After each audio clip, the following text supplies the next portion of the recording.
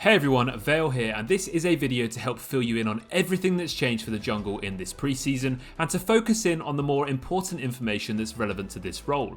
Now, there wasn't actually a crazy amount of changes directly to the jungle, which is pretty unique as most preseasons throw everything into chaos, and all junglers have to take a bit of time out to work out what is now the optimal playstyle pattern and pathing. Most of the changes were to meta and itemization alongside a few new dragons. The only real major change was the nerf to the first Scuttle Crab, which actually definitely makes things entirely different in those opening windows of the game. So first off, let's talk about Scuttle Crab and how it impacts those first crucial moments when you're jungling.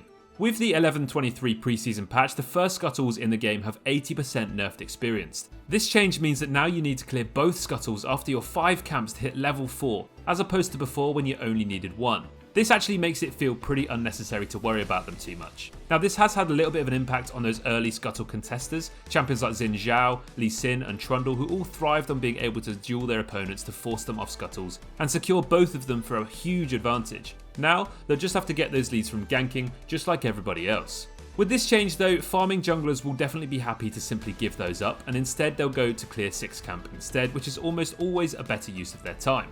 This nerf only applies to the first spawns of the Scuttle Crab though, so it's still really valuable to pick them up after the first one, and of course the value of the speed shrine providing movement speed and vision is still really great. Full clearing champions who weren't interested in contesting look to benefit pretty hugely from this, and champions like Evelyn who struggles to go toe to toe at level 3. So in the preseason so far, most junglers are currently going for 4 camps and then looking to gank. If only Jim was a jungler.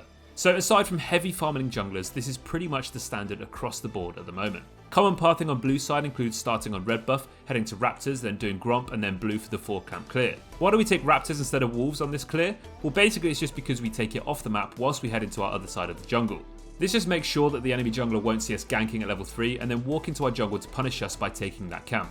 After clearing those first 4 camps, now is the best opportunity to gank, and if this doesn't look too promising, you just go back and clear blue buff and wolves and then try again. On the red side, you can start blue buff, then gromp, then wolves and red buff, and this is a very similar pattern on the opposite side. So aside from this first clear, it's still going to be very important to check which lanes have early fighting potential. If you know there's a strong pair of aggressive champions in the top lane, you're probably going to want to be there to contest it and get ready for that 2v2. If you have an AFK farming top laner though, it might be better to start top side so that you can look to bot or mid instead for that first gank. Now, despite that first Rift Scuttle being a little bit irrelevant, it's still important to know your jungle matchups. Although now you'll find that you have far less duels in the river, and it'll be more likely you'll meet these junglers in 2v2s or 3v3s. You'll also still need to make sure you're trying to figure out where that enemy jungler starts, whether it's scouting a deep ward when the game starts, asking your mid laner to place a ward on their raptors, or even just trying to see which lane gets to lane latest. Any way that you can get information will allow you to plan your route better, so that you can meet them and counter them, or if the matchup isn't great, abuse the other side of the map instead. So next up, we're going to talk about objective bounties and how they've affected the jungle. Well, these are a change that affects every role, but it's worth talking about how it adjusts your priorities as a jungler, since you're the one often dictating neutral objectives. Essentially, objective bounties are applied if a team has significant enough advantages in experience, towers, gold, and dragons. If the collective advantage from those factors is enough, then the team who is behind will see an objective bounty show up. The reason this is relevant to junglers is primarily the dragon aspect. Dragons aren't actually worth that much in the early game unless you're able to work towards an early soul, so it's honestly a much lower priority now to pick them up. If your team is ahead and you grab a dragon, then it's just increasing the chance of an objective bounty and possibly its magnitude. If your team is behind and you grab a dragon, then you're doing the opposite and reducing the chance the enemy team has a bounty or the magnitude of it. Now, I'm not saying that dragons are worthless, and obviously stacking them up can be extremely powerful, but it is worth asking yourself how much value you're actually getting from it and whether or not it can bite you in the butt later. One thing to note though is the overall power of Dragon Soul has increased, as both Hextech and Chemtech are both closer to Infernal Soul in power level. Chemtech Soul provides a temporary revival similar to Scion's passive, but you have full access to your abilities. This makes things incredibly difficult in teamfights, as taking down a high priority target doesn't stop them from pumping out a ton of damage once they revive. Hextech Soul provides an AoE slow on attacks and ability hits on a fairly short cooldown. This is a pretty big factor, particularly with long range or poke compositions, and the slow is pretty strong, especially as it scales, so it adds a lot of strength in fights. The damage isn't as much as Infernal, but it isn't negligible as well. It's a difficult situation to deal with really. Dragons can cause bounties and without soul aren't worth too much, but souls are stronger than ever. So it does become a tricky decision as to whether securing them is ideal, but the main thing to take away is that you absolutely do not want the enemy team to get one of the stronger souls. Time is going to tell how this pans out. Anyway, you never know. Riot may make changes to how objective bounties work. Either way, it's definitely going to significantly change the way League of Legends plays, as currently so far in this preseason, games seem to last longer and almost always get to that Dragon Soul or Elder. Now it's time to talk about how the preseason changes affect the jungle champion pool.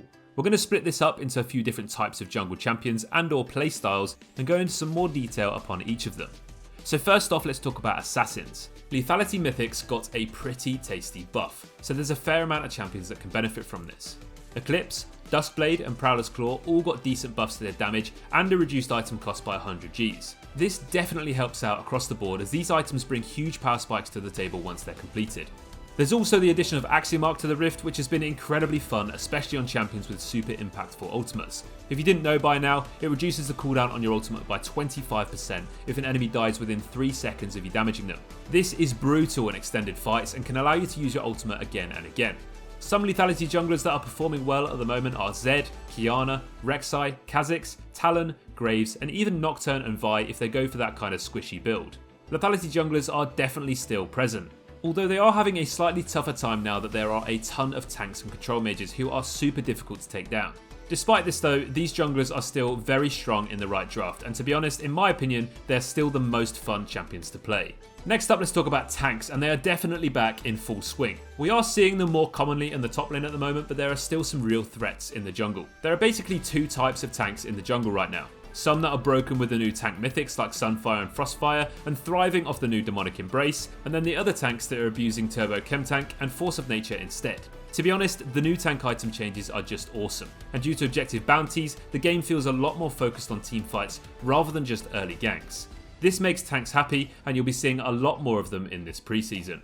Mages in the jungle have seen some change, however the new Crown of the Shattered Queen mythic and general AP item buffs have been more focused around the mid lane so far. There are still some very powerful AP junglers, but not necessarily due to the item changes. Full clearing and fast farming junglers like Fiddlesticks, Shyvana, Diana and Karthus are still all very potent and definitely get a little bit of help now that Lane Prior and Scuttlecrabs aren't really as much of a big deal.